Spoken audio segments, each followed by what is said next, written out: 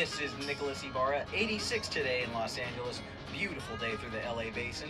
Out there in the Inland Empire, temperatures are about the same. We don't have any differences between the valleys and the downtown area today, folks.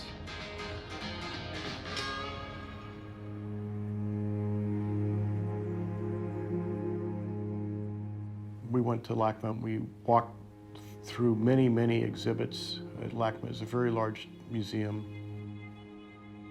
We had a nice day there. We had lunch. Nancy was having a very good day. She was very calm. She seemed to be enjoying it by and large. It was a really good day for her. When we decided it was about time to go, I asked Nancy if she'd like to go to the restroom again, and she said yes.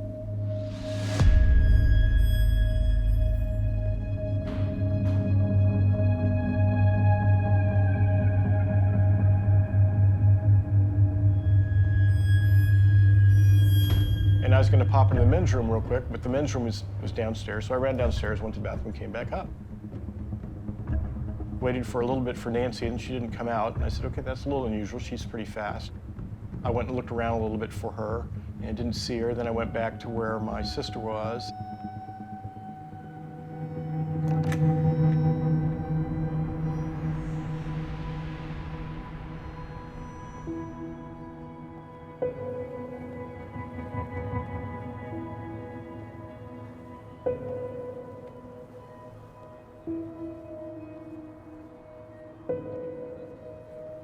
Security noticed us looking around, and they got very interested very quickly, really helped out.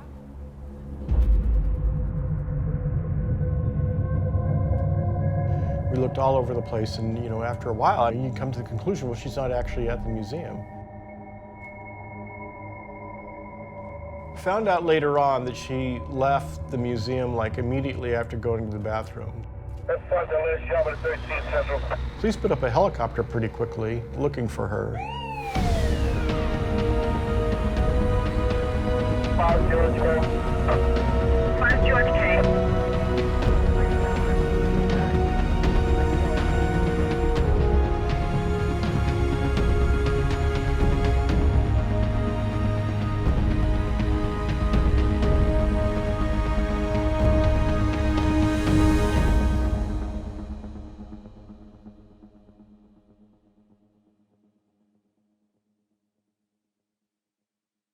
Just heartbreaking for those friends and family that knew this woman. That vigil just about to get underway. Again, these are the friends and family of Nancy Paulikas. They're standing around waiting for many speakers to head to the podium up here, and photos of her as well that she is still missing. 56 years old. Again, she suffers from early onset Alzheimer's. We want to show you some photos in the event that you may have seen her. She went missing after being separated from her family during a visit here to LACMA back on October 15th. Again, 1 month. Her family found surveillance video that shows Nancy leaving the museum, walking west on Wilshire Boulevard before she wasn't seen again.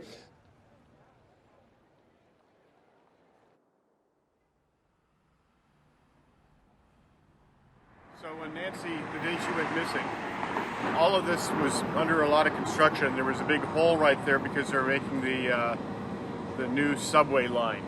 So this is a very noisy place, and Wilshire, in fact, was just down to a couple of lanes on the other side, so you couldn't even get through over here. So it was a very confusing and noisy situation. So we think she probably came out of the museum and crossed the street. We kept on going down this street and getting more and more of the people that might have security cameras to see if we could catch her on that.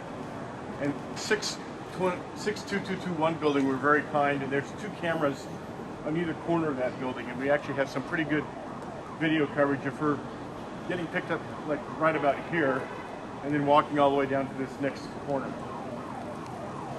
So this is where it really got confusing on the video, because right about here a big bus pulls up and obscures the video view. So from the security video we think Nancy is back behind the bus, and then a woman who's wearing red gets off and walks back the same way Nancy was coming. So at first when we're looking at the video we think that's Nancy, but when you look at the video more closely you know it's not Nancy. But we found out from that building across the street, there's a couple of different cameras, and you can see her, she's actually way over on this side of the sidewalk, and she comes up to this intersection, and she pauses, And I think it's because the light was turning, and she waited, and then she started walking down this way. She's moving. She's not wasting time or anything. This is the direction she decided she wanted to go.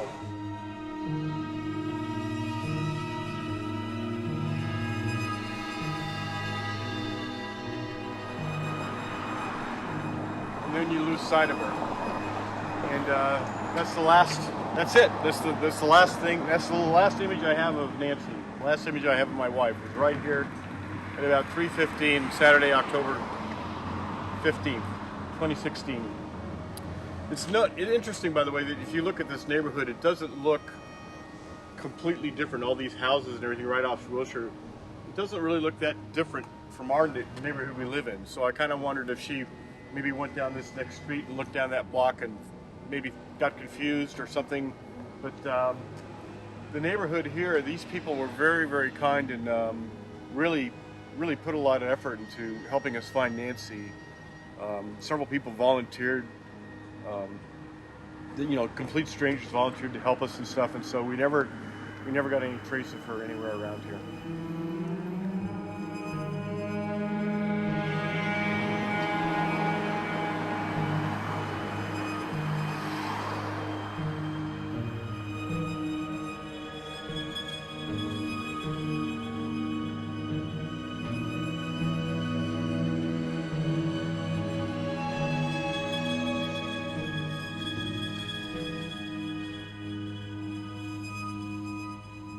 Okay, so the morning after Nancy went missing, I had a sleepless night, and so I drove back up to this area and drove around this neighborhood when it was still dark in the early morning, and driving slowly like this looking for her. And she'd actually have to be sort of walking right on the street or right on the sidewalk for me to be able to see her.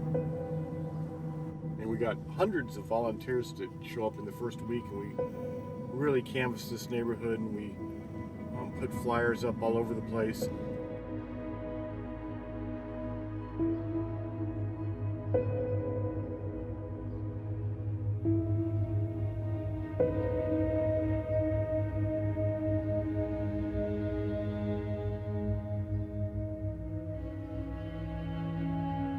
See how big the city was and realize how that she could be anywhere. And also, even as I'm driving around looking for her, she could be right here behind a bush or something and I wouldn't see her. She'd have to, be walking on the sidewalk at 4 o'clock in the morning when I happen to drive by for me to see her.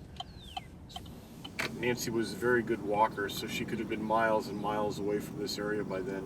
I think the word spread pretty well, but it's a big city and there's an awful lot of people, so it's hard to hit everybody.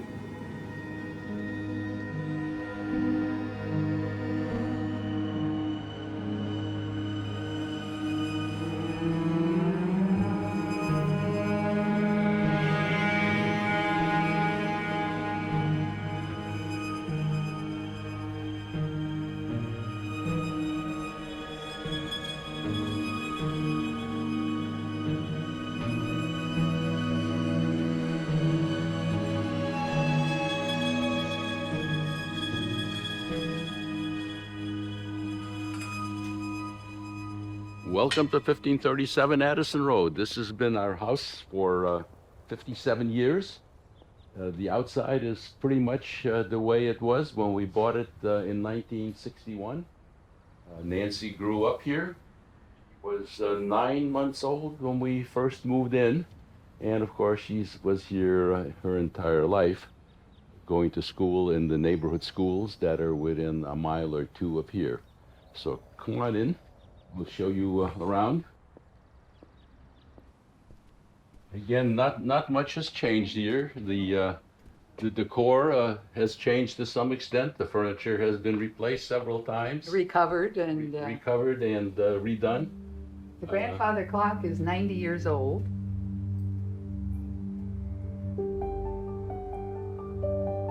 Well, this was Nancy's room. Had since that time been converted into my office and a room for guests.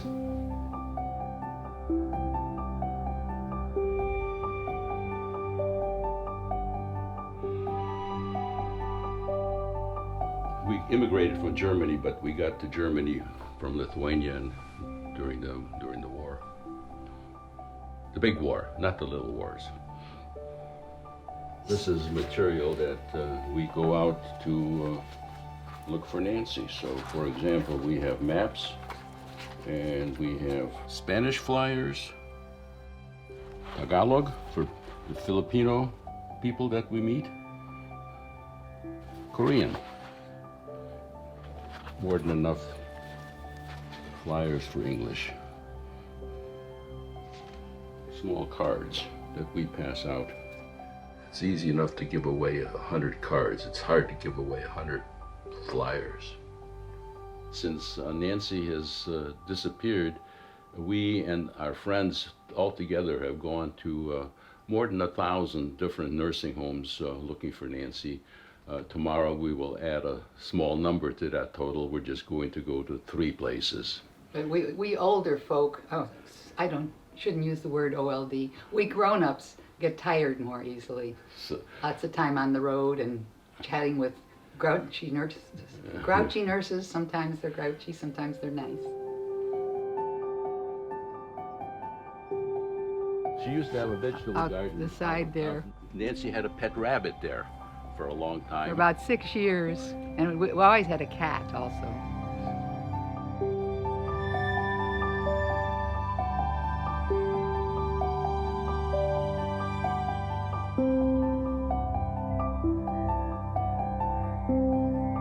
This is a picture of Nancy when she was 12 years old and going to intermediate school.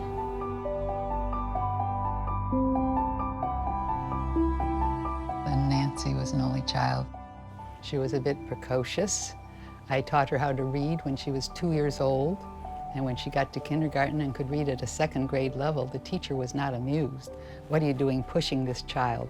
But I wasn't pushing her. She wanted to read. She wanted to go to the library and take out a bunch of books and go home and look at them. We took her skiing at an early age. We took her backpacking at an early age.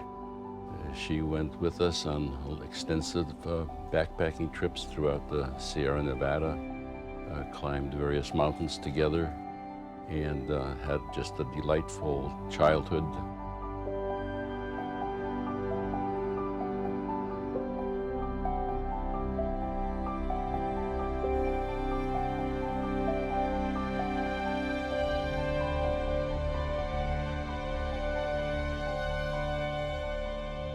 I secretly went down and took ground school lessons in the 60s. And one night I came home and confessed, I've been spending your money, dear, on ground school lessons, and now I'm learning to fly.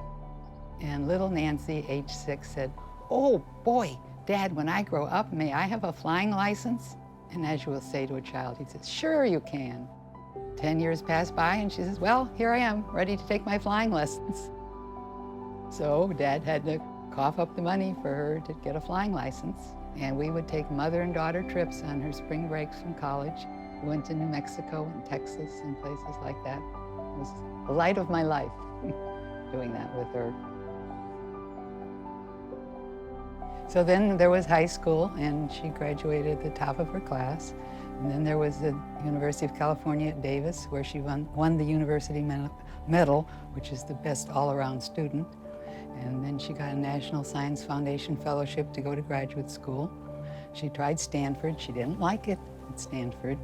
And she came back to UCLA and got a master's at UCLA. I'm on the research and analysis staff. Oh, jeez.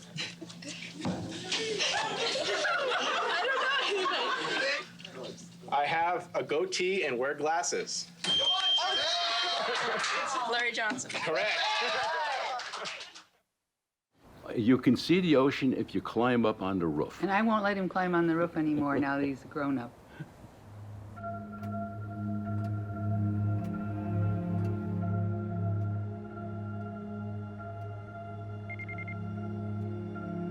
Kirk called and told us that Nancy, who had been with them at the Los Angeles County Museum of Art, walked away and was missing. Kirk and his family and the staff of the museum had done a thorough search of the premises for an hour or more, and she was not in the museum. They had notified the police, and the police were looking for Nancy at that very time.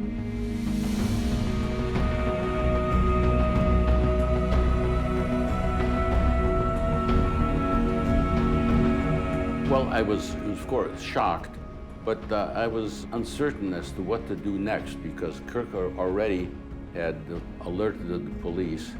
The one thing that I did is talk to friends that I knew that would have possibly known where I could hire a private detective or an investigator to help us. But my initial reaction was to personally go out and help Kirk look for Nancy, so that's what I did.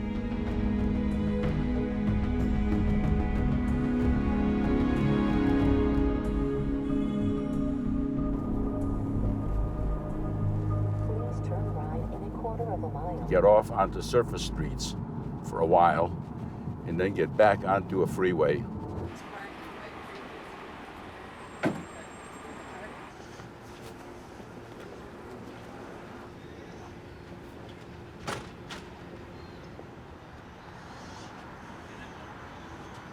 We're looking for a missing person with Alzheimer's, our daughter. You have not seen her? Okay. I already have this paper. People are distributing this paper. We had this. When did you get it? When did you get it? Like 3 months ago. Okay. Let me give you some cards which you can pass on. we had it, sir. Yeah, This is a closed facility so that you cannot just walk in. They have Alzheimer's patients here who tend to wander, so they keep the doors locked. And alarmed. And alarmed, and they will typically not let us go inside.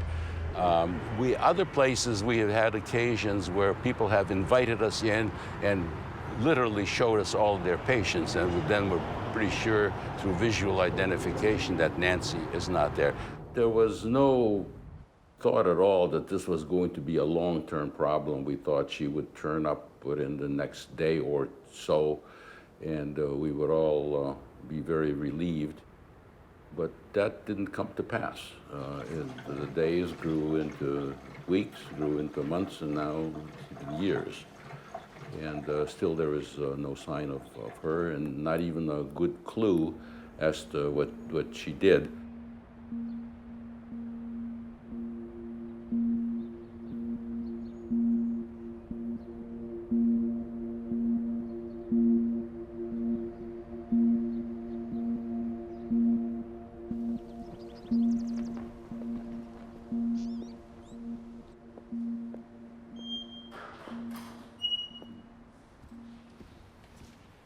I'm a detective with the City of Manhattan Beach Police Department. I've been with this department for about 27 years.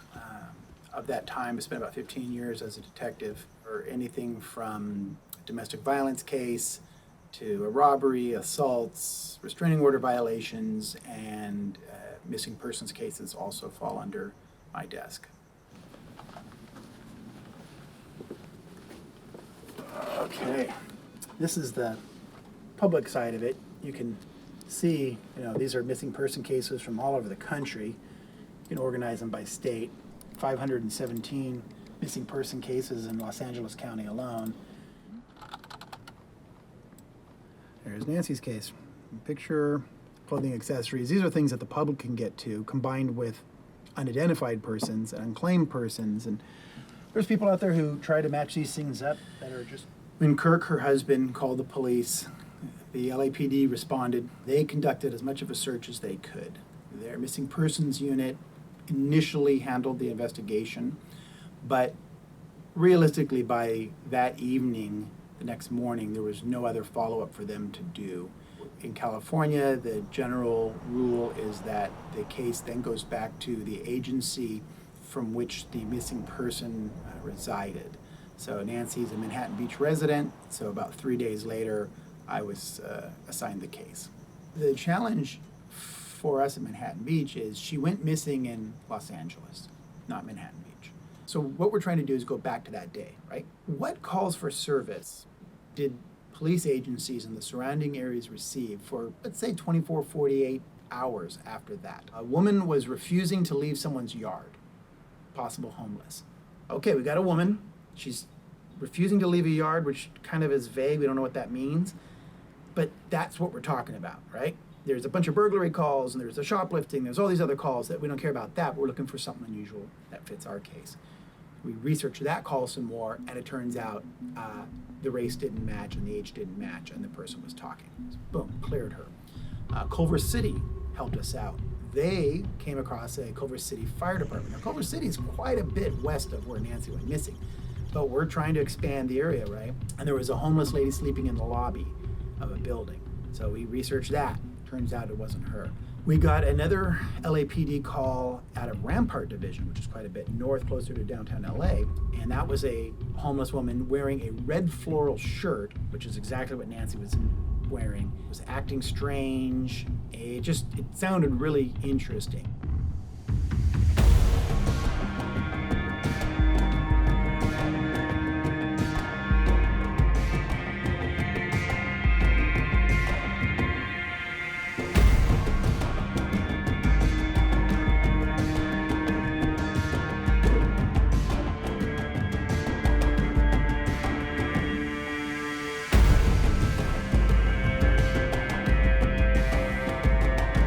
My name is Annette Felton Haymore. I've been living on Skid Row on and off for 21 years. Skid Row actually is the city of angels. This is your battleground. You're either going to get strong or you're going to get weak. Only the strong survive on Skid Row, and the weak fall at the wayside. You have no friends here. The only friend you got is God. 53,000 people suffering from homelessness in the greater Los Angeles area documented on any given night. Definitely a dense population of people that are in the Skid Row area. I know it fluctuates, but I think it's, it goes between like 5 to 10,000 at any given time that are actually right here within these streets of Skid Row. It's the largest number of homeless that I think we've ever seen in LA County. It's gotten huge. It's a crisis. And it used to be centered just in Skid Row in downtown Los Angeles. Now it is in every single community. You have them here where we are today in San Pedro. They're there in Manhattan Beach. I mean, they are everywhere. Someone with Alzheimer's can easily come to Skid Row, blend in, get lost, get mixed in the crowd. You may not never find them, and they could be right in your face. But because of the deterioration, you might not recognize them. A person like Nancy that has like early onset Alzheimer's that gets lost from her community, from home, and then for some reason or another ends up making it out here, to the Skid Row area. It's so sad that happens, but it makes sense. It doesn't take long for somebody to be completely unrecognizable when they've been on the streets for a while. I've seen people out here that have come into our program. They clean up and end up back out there on the streets, and then, coming into work or something, you end up seeing that person on the street and they're like unrecognizable within days. It makes sense that somebody can get kind of lost in the traffic of Skid Row, of the people that are out here on the streets. 30% of people on our streets are suffering from mental health challenges. We have people on our streets have some sort of an addiction. We have women and children who are fleeing domestic violence situations, who are homeless. And we have people who, frankly, can't afford their rising rents that are also out on the streets. Anyone that has any type of a mental issue, most people with any kind of sanity just walk around or away from it. This is a place where the abnormal is normal, and to some capacity. And then at the same time, this is a place where you can take a person down on the ground and they can pick themselves all the way up and start their own business. You see that all the time.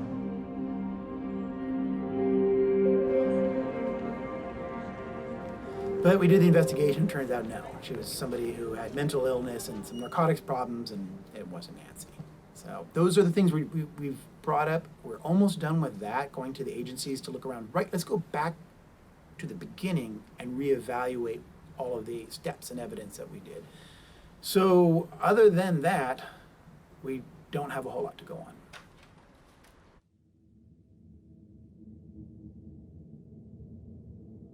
And that's it. That's the last time we see Nancy. She vanishes with no money, no purse, no transportation. Kirk has a theory. She ended up in a hospital and was eventually transferred to a nursing home. He thinks she's a Jane Doe stuck in a bed somewhere. In his search, he learns law enforcement and healthcare agencies don't have any coordinated system to track missing impaired people. In other words, there's no central database, no website for those who were found, no master list of Jane and John Does in hospitals or nursing homes. Without such a system, Kirk's on his own. His only option, to visit every single one of the thousands of nursing homes, care facilities, and hospitals in Southern California. He's also in touch with the various coroner's offices, and still no Nancy. Nancy's 81-year-old parents, Joan and George Paulikas, are also on the hunt. Like Kirk, they're convinced she's alive and in a nursing home. But because there is no system to find Jane and John Does in those facilities, they go door-to-door searching 3 to 4 times a week. At the next facility in Fullerton, there's a glimmer of hope. I was going home and I seen her right in the corner of my house. And when was this? I was in December. I called her husband and I told her. I called her husband and I told her that I had seen. I called her number and I told him, and he says, "Can you take a picture?" But when I went to see, she wasn't there no more. It's the first real tip George and Joan have had in a while. They get back to the car and call Kirk. Hey, Kirk, this is George. So we are at this place in Fullerton, and people here swear that they have saw Nancy at Christmas time. Turns out Kirk already investigated and dismissed this tip.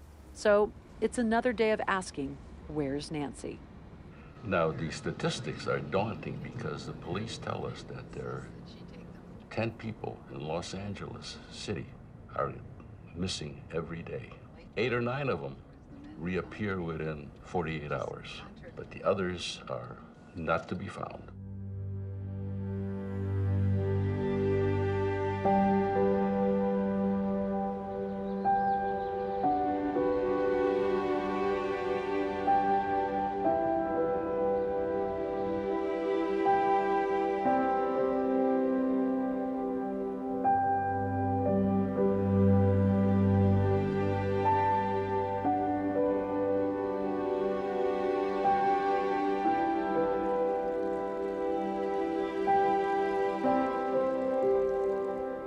It's supposed to be about Nancy, not Kirk making coffee.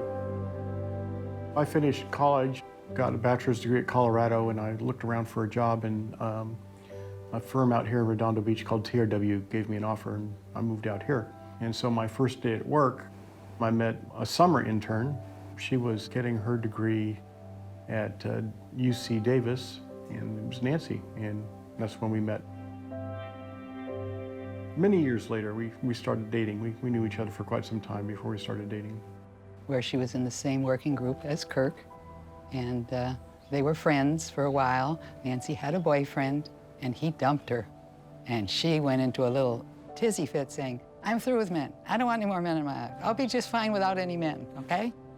And Kirk said, "I don't know. Somebody's gonna move in here, and I think it better be me." So he made the first move. And as they say, the rest is history. Yeah, I don't know about that story. I heard that, and I'm like, I don't know if that's true. She's such a beautiful person. She's very, very pretty. She had a beautiful mind. She's very kind to me. She got my jokes and laughed. That was polite, nothing else. So I don't know, how do you fall in love with anybody? But yeah, we fell in love.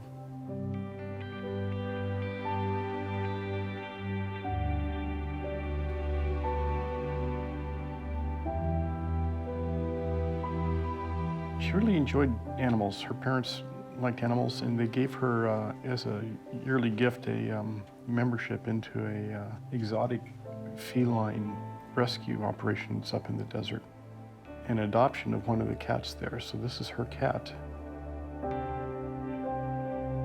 She loved beer. Nancy and I loved beer.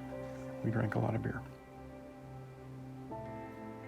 And good cook. She's a very good cook, very good baker. She liked baking. She was a runner. This is a picture after one of the marathons she ran.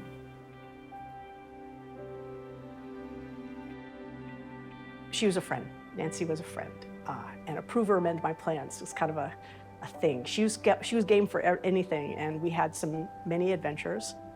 But we did our first marathon together. Later on, we ended up running a half marathon.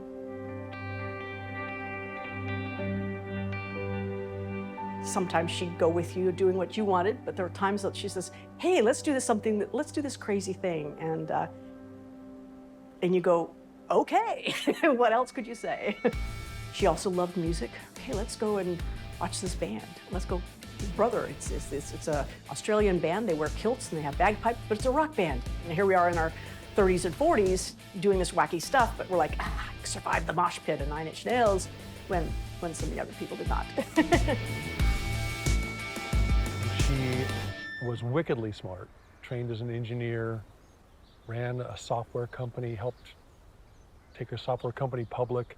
At the same time, she was a private pilot, very skilled and meticulous. At the same time, she was a music lover and a cat lover. She had very many strong beliefs, and so you better have your ducks in a row and be able to defend your side of the argument if you're going to engage her. Oh, she was very focused, you know. She would really think about the problem and then just get into it.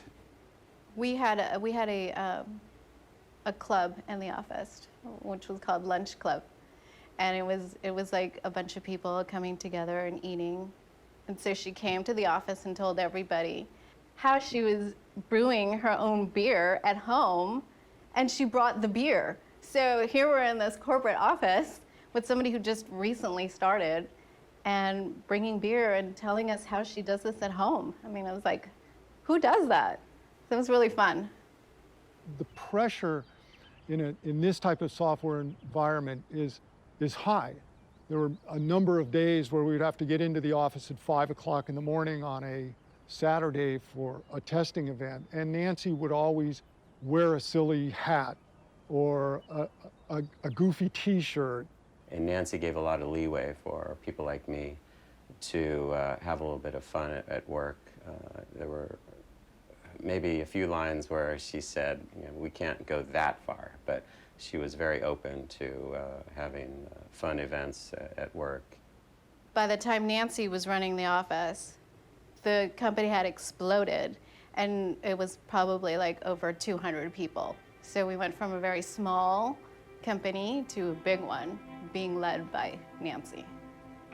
The fact that we'd like to retire early, and so we kind of worked on that. We worked pretty hard at our careers so we could save up some money, and so we worked towards that, and we succeeded. We got out pretty early. I was 41, she was not quite 40. It was the running joke in the office that when she left, she was one woman that got replaced by two guys. So it took two guys to do one woman's job. Nancy? Nancy? Let's go! The taxi cab's here, and don't worry, I've got the tickets and the passports here in my carry-on bag. Just a minute, Ro. I'll be a second. I'll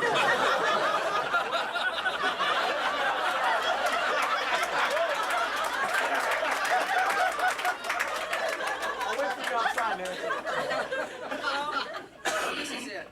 You've finally blown it. Since you quit your job, I see you for what you really are. No initiative, no class, no smarts. You burned all your bridges. You don't have any friends left. You just lie around like an overfed walrus. Just waiting for the next Broncos game. You know, my parents had you pegged from the very beginning. Here, take those. I don't need them anymore.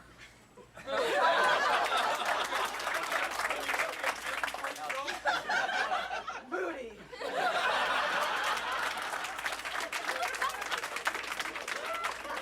What a great actress.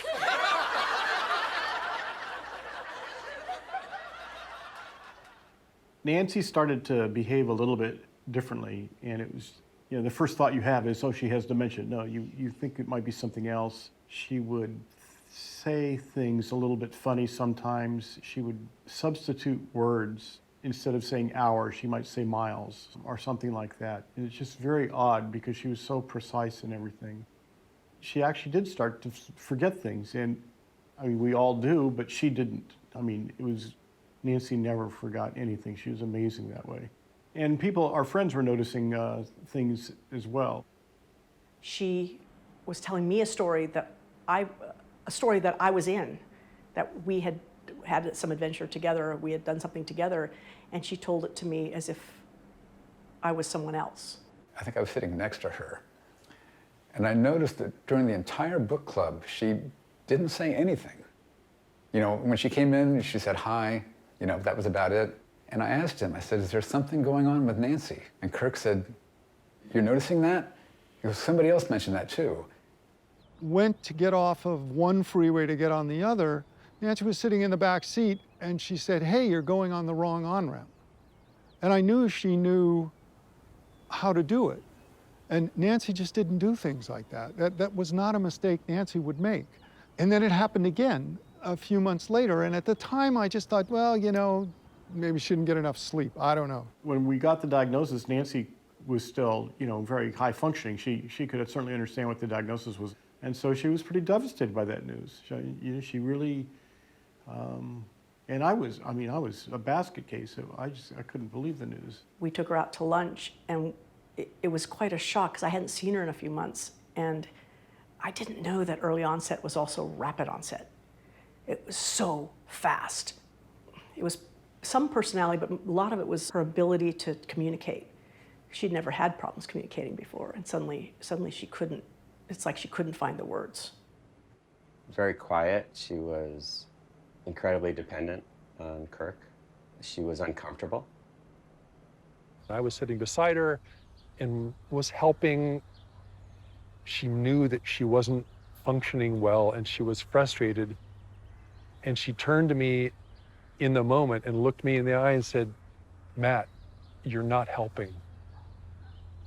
She knew that I was trying to be helpful, but all I was doing was adding to the noise and the confusion. We understand that Alzheimer's patients suffer just an overstimulation from the environment. She couldn't tell that she was having an issue. She didn't understand that she was starting to lose her capabilities until later. And then it really, really bothered her when she noticed that she really couldn't do things that she used to do. And that really bugged her. She looked at me like she didn't know who I was. And Kirk was standing next to her, and he said, this is Terry and Jerome. And she was like, oh. And that really was really sad for me. Because like I said, Nancy was the most brilliant woman that I knew. And the fact that she couldn't even remember who I was, and I worked for her for several years. It's so hard to see someone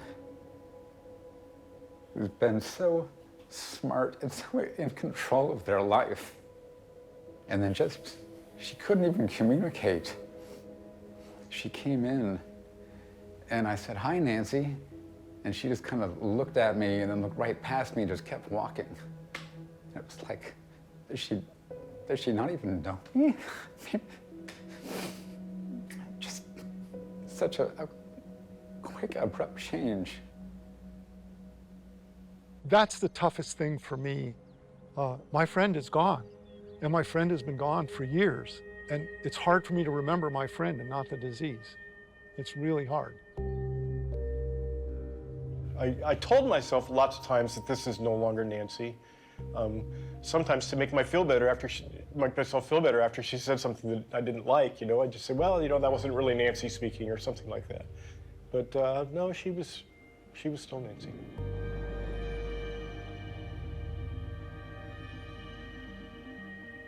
Probably always been with us. Certainly we can trace it back to the early part of the 20th century when Alzheimer's described the first case, which would be now considered a early onset case because she was in her 50s. The disease process that leads to Alzheimer's disease is something that has been common to humans for a long time.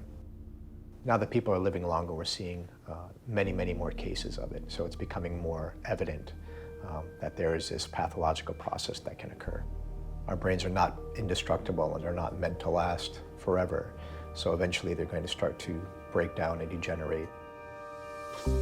We know that the brain is made up of neurons and that these are interconnected to form a vast network. These connections, known as synapses, enable the transmission of information from one neuron to another. In Alzheimer's disease, 10 or 15 years before the appearance of symptoms, 2 lesions begin to form in the brain. Senile plaques, composed of amyloid beta protein, and neurofibrillary tangles, composed of tau protein. Do we have anybody with Alzheimer's in the family? No. How could this have happened with Nancy? Early onset Alzheimer's is usually familial related. It also moves fast, unfortunately. We saw that it moved fast, but the family, we just have no idea. Alzheimer's disease cases are idiopathic. It's just not known why they develop it. There's no known genetic risk factor for it. Typically, on average, individuals with early onset Alzheimer's disease will progress faster. Cause or etiology of early onset Alzheimer's disease, in the case of Nancy, it might just be that we're never going to know. And by not having her brain available to us to actually examine, that certainly, everything at this point is speculative in her case. We know that the presence of these 2 lesions is necessary to develop the symptoms of Alzheimer's disease, since one does not come without the other. But which comes first is unclear. Several clinical trials attempted to reduce the amount of senile plaques, either by preventing their formation or by removing them. But these clinical trials have all failed. Evidence now suggests, well before the formation of the senile plaques, forms of amyloid beta called oligomers appear, and these are toxic to neurons. By binding to the synapse, they affect neuronal communication and eventually lead to neuronal dysfunction and possible neuronal death. The relationship between amyloid beta protein and tau protein is still little understood. A huge effort, economic and financial effort to look for cures, development of a number of different medications, many of which have recently, within the last few years, failed in clinical trials.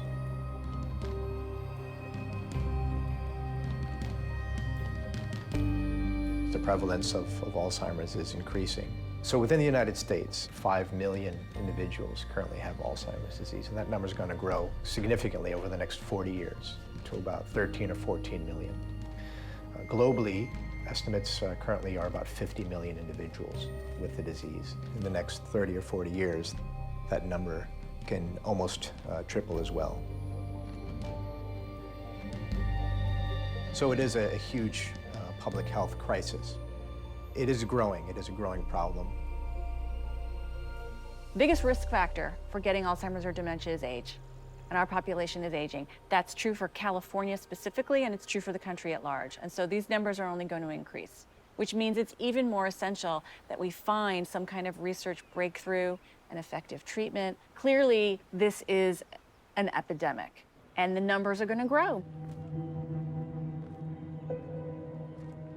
6 out of 10 people with Alzheimer's disease wander away, and they wander for a variety of reasons, some deliberately, some not so deliberately. I think perhaps the most tragic case I know is an individual who was lost for several days and went out into the desert and was found deceased from dehydration and exposure. Wandering can be deadly. It isn't always. But it is a very serious occurrence, and if your loved one walks away and can't be found, you need to do what you can to get them back. Could be confusion. Maybe they think they don't recognize where they are and they think they need to be somewhere else at that particular time, or that their home is down the street, or that they need to be at work or need to go pick up the children. So that could also be one reason for the wandering. Well, now it's almost Thanksgiving, and good grief, there's no daughter. And how are we going to get through Thanksgiving and Christmas? Yeah, I'm very sentimental about Christmas, and it was all hard to believe that the nightmare's not going to end. She kind of knew what was going on, and as time went on, she still wasn't happy with what was happening to her.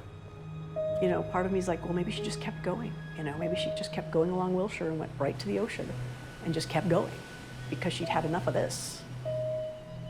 Even if she'd had that thought initially, by the time she got to the first curb or across the first street, she may have been disoriented. So whatever intention she had, you know, that would have changed.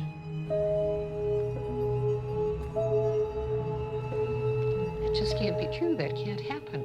It's just not possible. It can't happen. Well, it's the thing that just gets to me when I think about it. Nancy's never going to know how many people cared so much about her and wanted to try to do something.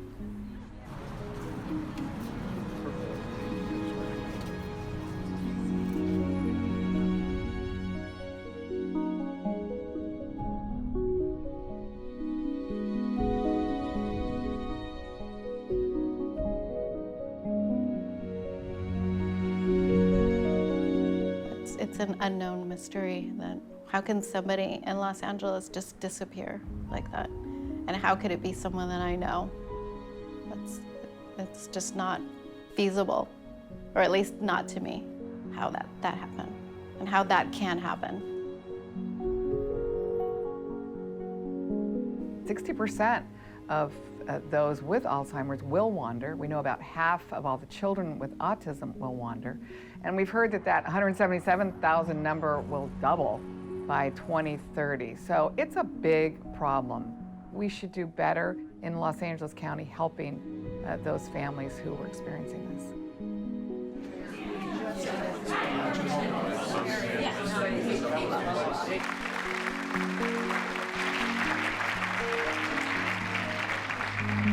This program will not only save lives, it will provide peace of mind to the caretakers countywide whose struggles too often go overlooked.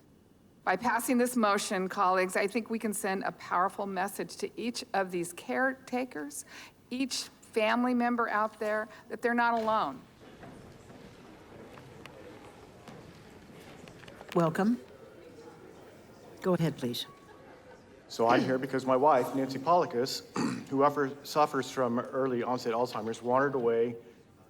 Throughout the search, we were all struck by the notion, reinforced by professionals, that no way, this can't happen, that can't happen, you can't just disappear. But unfortunately, people like Nancy with dementia and people with autism are at great risk of becoming lost or wandering from their caregivers. I believe that implementing the task force recommendations will provide a quantum leap improvement in preventing the future losses of vulnerable people. Please pass these recommendations, and please continue to look for my wife, Nancy. Thank you very much, and thank you for being here.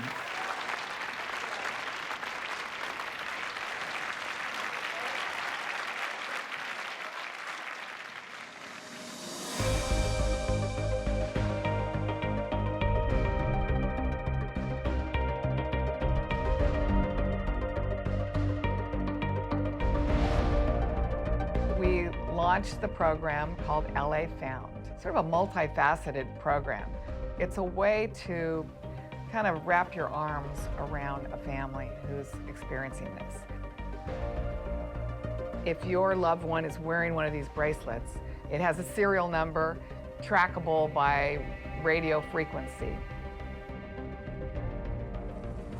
Subject John Edwards, last seen 35 minutes ago at the corner of Valley 391, and the subject was known to be wearing it on his wrist.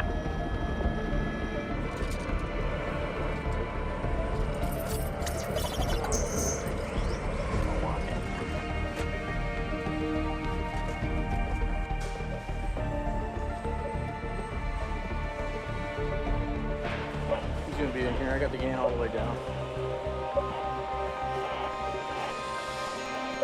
Yeah, he's gonna swim.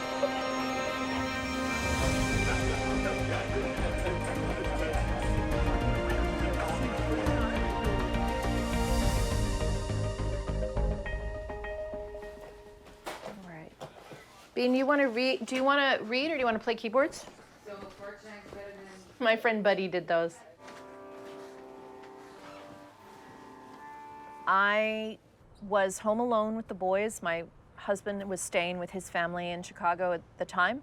And I woke up at about 5 in the morning and I immediately sensed something's off, and I looked through the house, and I knew that he had left.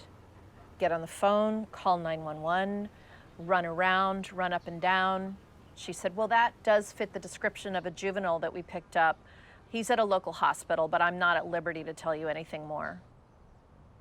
So for 20 minutes, I had no idea if he was dead or alive. She wouldn't tell me.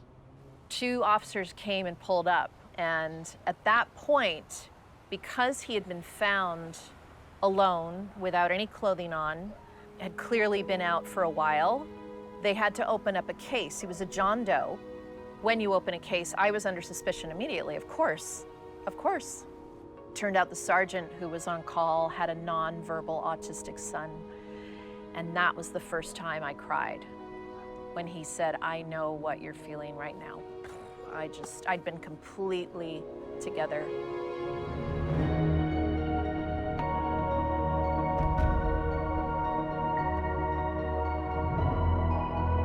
They are hyposensitive. 128, 6, And 129. cut. All right. Yeah, I love it.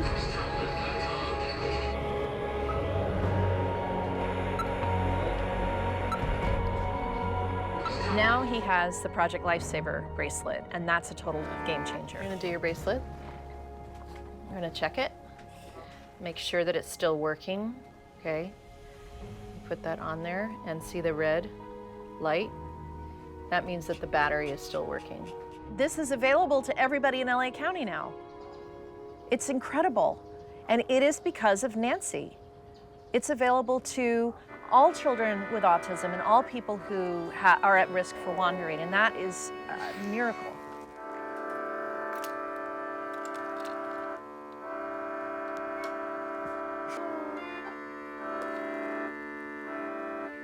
Can I play?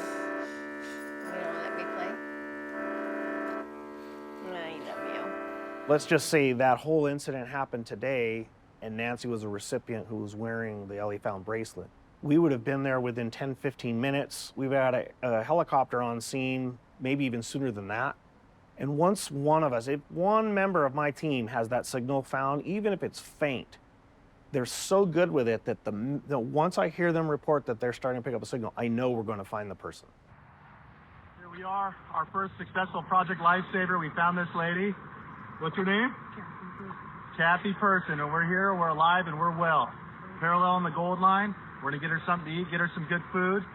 And you good with that? Yeah. We spent a long time looking for you, young lady. All right. I believe that I would never be able to find my wife again without the elephant bracelet, without Kirk. And I make sure that I check the battery every single day. At least what we're doing today, I feel there's some validation in everything Kirk went through in that he's preventing this from happening for others. For example, with Kathy's husband, he did not have to endure what Kirk did for more than one day. And without Kirk's experience and his drive to help make this happen, and Supervisor Hahn, we probably would have had another case, very similar ending to Nancy's. He got the strengths, honestly, he got the strengths to pull something out, something good. Some selfish people just think about themselves. He didn't think about himself. That happened to me. I don't want that to happen to anyone else. And that's why he's so great, honestly. Take the picture. Take the So picture. Nancy, thank you, thank you, thank you. Take the picture. She's taking the picture. Los Angeles County will be the largest county in the country that has tried something like this. So hopefully we'll be able to provide the success stories so that maybe other jurisdictions and other counties across the country will also use this program.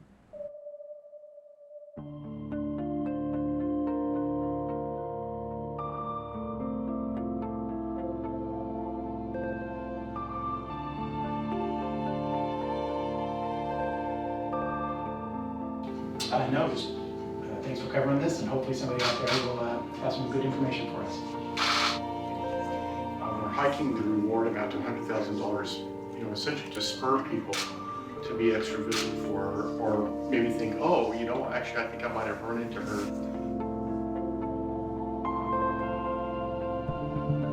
To answer your question, we're not giving up because we still get to places that have not seen one of these flyers.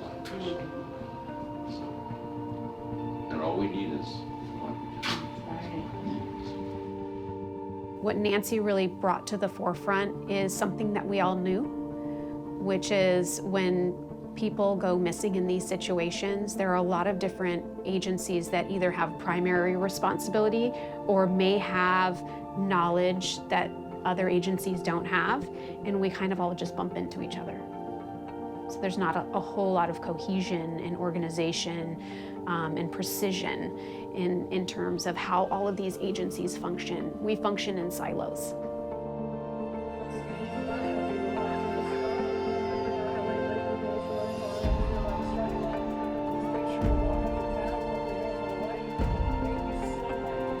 Beyond the work that they are doing to try and find Nancy, they have made a tremendous impact in how the system functions by just even getting everybody in the same room. Being the inspiration and the voice for getting everyone in the same room and trying to figure out how we could do this better, because we're not doing it very well.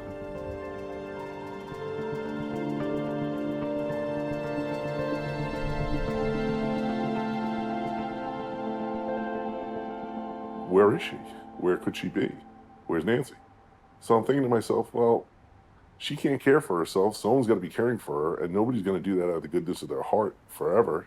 They're going to put her in some sort of a skilled nursing facility or somewhere where there's some nursing facility that can help her get dressed, help her get washed, help her take care of herself. The way they get reimbursed is through Medi-Cal or Medicare, depending upon the age and who the person is, or a combination of both. Medi pays for them. If it's unknown and you have somebody who can't communicate, they absolutely need care, then there is a way to access care for them. And we do see that happening in unlicensed locations, so locations that may actually need a license because of the type of services they're providing, but don't have one. Now, if you're unknown because you got Alzheimer's dementia, you go in as a Jane Doe. That's a specific status, Jane Doe. You're mandated to be called that, and you're plugged into the system on purpose. Why? Because law enforcement like us are going to look for you as a Jane Doe. The question is which haystack is she in? You know, if a Jane or a John Doe comes into a hospital, each hospital may treat that differently. The fire department may name somebody. You know, the hospital may name somebody. You may then end up in a nursing home and you get the name that the hospital or the fire department named you. And then if you're looking for Nancy and you've been given the name Jane. I remember going once to a hospital armed with my flyer. I said, is this the person that, because they got there's a Jane Doe in this. I went to the desk and, oh yeah, that's her. I thought, oh my God. And I turned the corner, and I go down this little hallway, and I just wanted to, it wasn't Nancy. It was someone who had the same kind of coloring, and I could see how they would think, kind of the same physical attributes, kind of, but it wasn't Nancy. And my first thought was, oh my God, there's someone else. Someone else is missing. It's not just Nancy. There are Jane Does happening all the time, and I know other people have the same experience. So they get a call and they go to a hospital and no, it wasn't Nancy. There are lots of individuals who live in nursing homes who don't have anybody. We call them unrepresented or unbefriended. And I suspect some of them, if not many of them, are befriended, but their friends can't find them or their loved ones can't find them because they've been lost in the system. You could have Nancy living in a facility with a different name now assigned to her, you know, just living out her days. People ask me, it's going to happen again. If it happened once, it'll happen again. Do we have a tiger by the tail? Is there a gap in the system? Can this gap come up again? Is this a routine pattern of fraud that we see throughout the state of California and indeed the country? Is this a growing trend as the population grows older? Is this something that needs to be corrected, or there needs to be oversight for it, that we can address this issue a lot more speed as police officers than we have been able to, and a lot more cooperation. The first thing that happened is that you find out that there's no system in place. There's no missing persons, there might be a missing person thing that you put to the police or whatever, but there was no hospital network, there was no notification network. Have some sort of database available to law enforcement, and I understand it couldn't be available to the general public, but if somebody comes in without an identity, that there's some way of having information about who found them first, what were the circumstances, where did they go to next, so that there's not this sort of random naming of people and then them getting lost and really assuming this new identity that they were never provided. There's no glory in this. There's greed and tragedy, and we're just trying to find Nancy. But we'll use every tool we can grab and use to make that happen.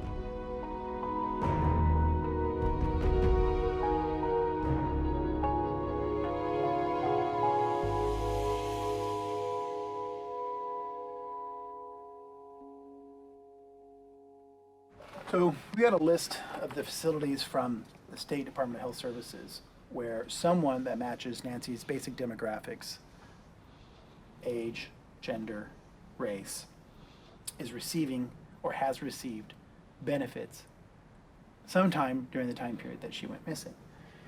And you can see they're kind of clustered in different areas. I've been sending detectives out and myself, obviously, to these various locations. There's some that are off the map that we've done. And our hope is that, we'll knock on a door and somebody will say, oh, I've been taking care of this lady at this facility for the last year, and I thought her name was Martha. Fortunately, the vast majority of those, that's either there's nobody there anymore or the person's not Nancy. But we keep trying. We'll meet here in this parking lot, and then you can jump in the car with me. We can go to the location. So I can't give out the exact addresses because these are people's actual homes, residences, but we can get nearby it, and then you can at least, film when I walk up to it's a large building that we're collecting. Oh, looks like we might even have a parking spot. All right. Yep, got it.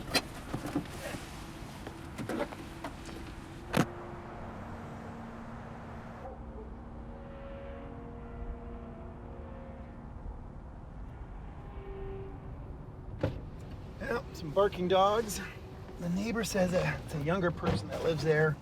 It's always helpful, we always hit up the neighbors too, because sometimes they know just as much, right? And if you don't get to see the person that was being taken care of, show them Nancy's picture, like, hey, who are they taking care of? They're like, oh, that's not her, that's the lady's mom, and that's definitely not her. I thought I heard a woman's voice. So, they might just think I'm trying to sell them something, but try different ways, leave some cards, leave a flyer, and that's all we can do for now on this one. Right back.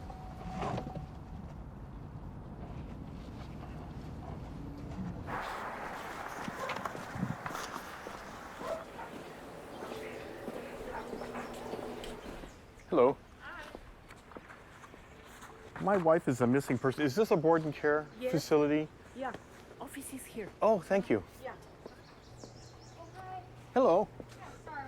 That's all right. So my wife is a missing person. Yes, I Have you know. seen this? I have seen it. Can I give you the package? I asked you to give the cards out to do the people. I've had dreams of looking for Nancy with Nancy. Dreams don't have to make sense, right? But Nancy's back at home, and I'm discussing. We're talking about where else to look or what else to do or something like that. That's kind of a strange one, kind of uncomfortable. Always on the left. This is the place. Yeah.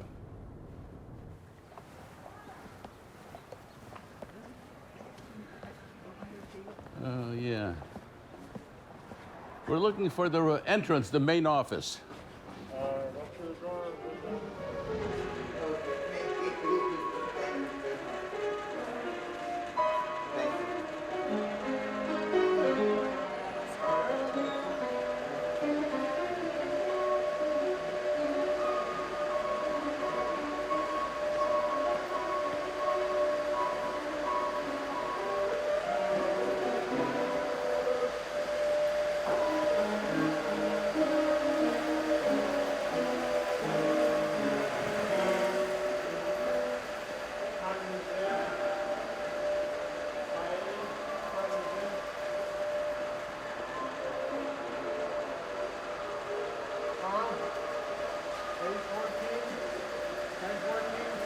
Let me.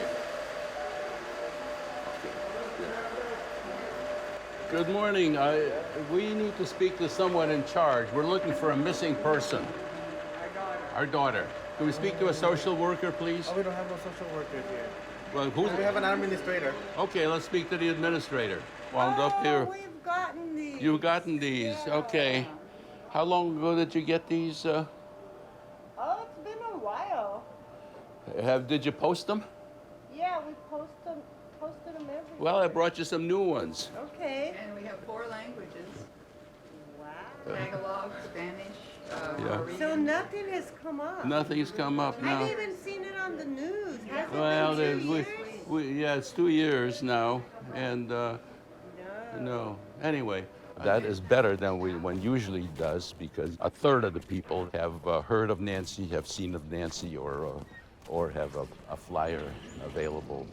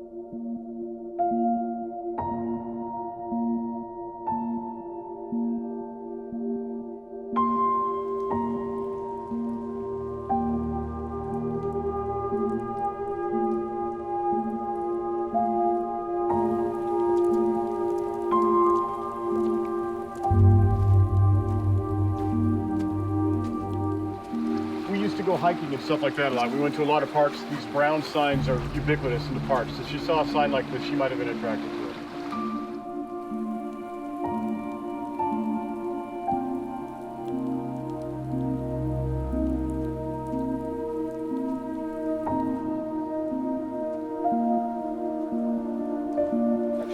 So the torso was found here. Right here. Right here.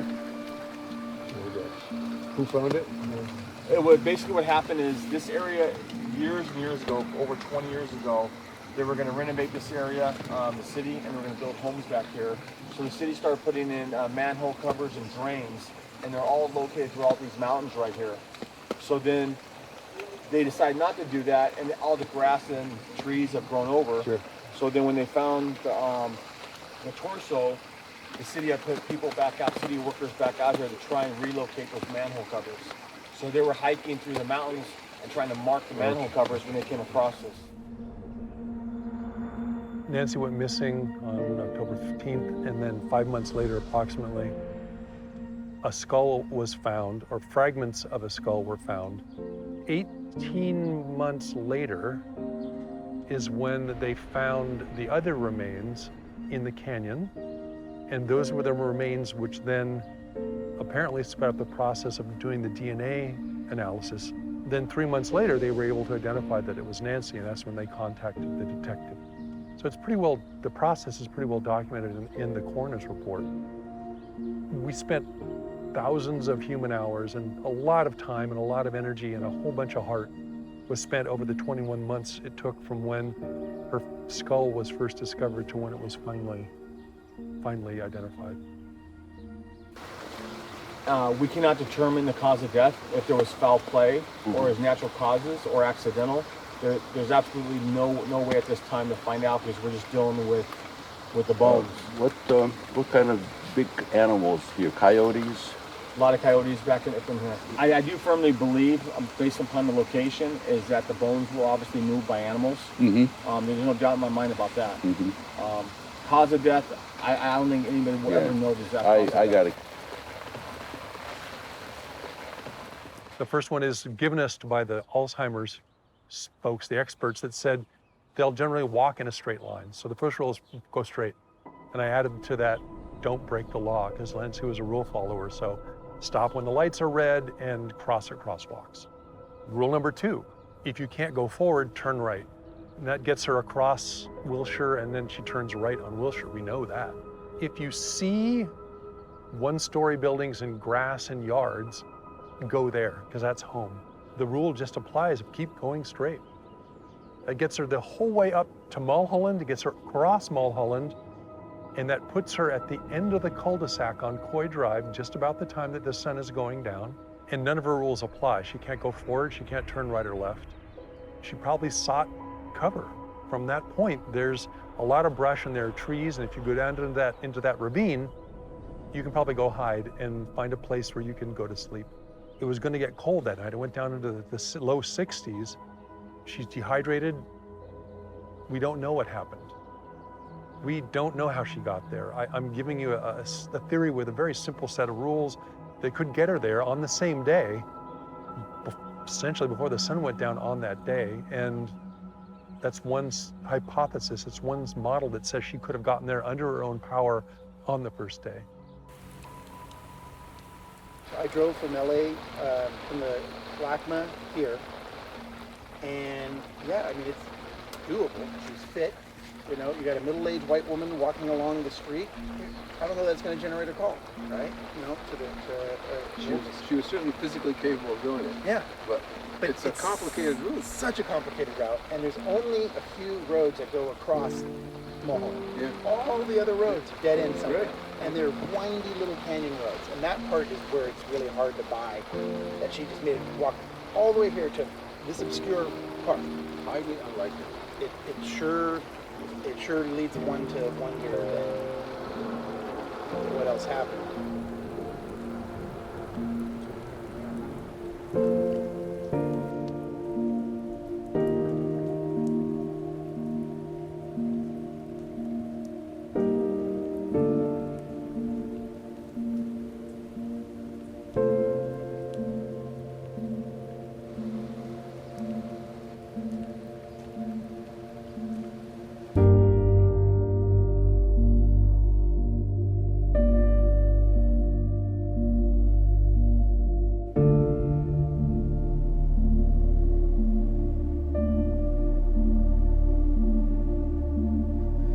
Just so hard. You know, different scenarios play out in your mind. So getting this call wasn't, again, too surprising, but it does come as a shock, of course. The finality of it is pretty tough. My sadness partially is that I was an only child, my mother was an only child, and Nancy was an only child. So I have no living blood relatives left, and there's a sort of feeling of loss of the family treasures, inheritance of mental and inheritance of physical lovely things, and picture books go back to 1912 and things like that. Of course, that's nothing compared to the sadness of our daughter losing her life, much too young, and Kirk losing his wonderful wife.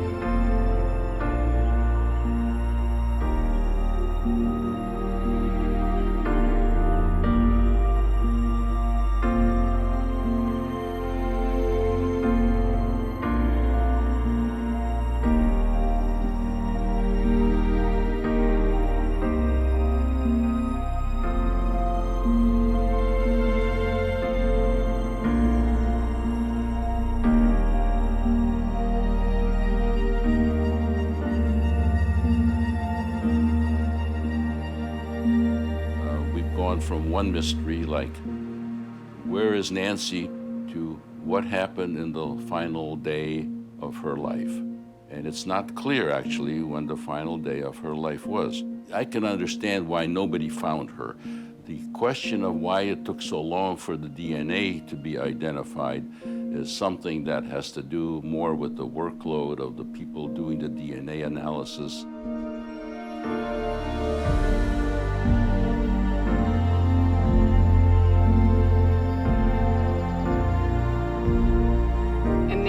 clearly was so much more than the disease. We now have LA Found, a comprehensive initiative in Los Angeles County that has already reunited missing people with their families and promises to reunite many more for years to come. I don't really know what the next step is. You know, there's pending legislation to help certain things. I don't know what that legislation is, and we probably need to go talk to people to find out what would be useful. Sort of using Nancy's story as a compelling inspiration for these things would be fine, would be good.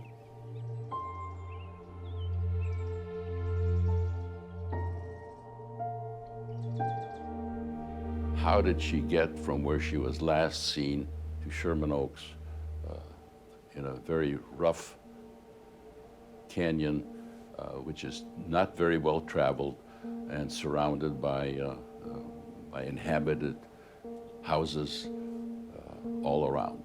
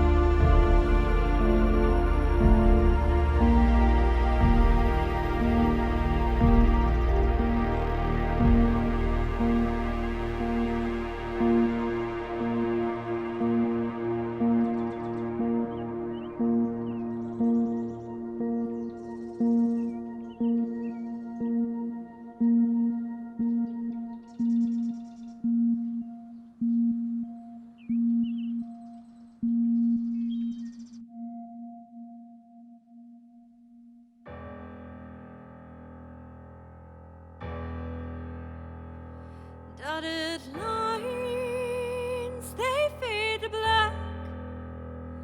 Memories, haunting whispers at my back.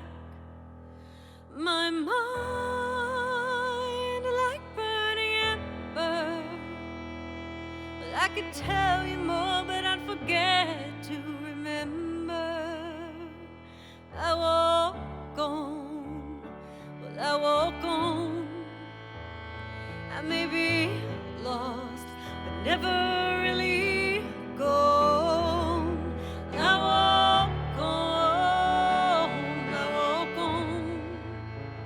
I know my open heart will find my way home.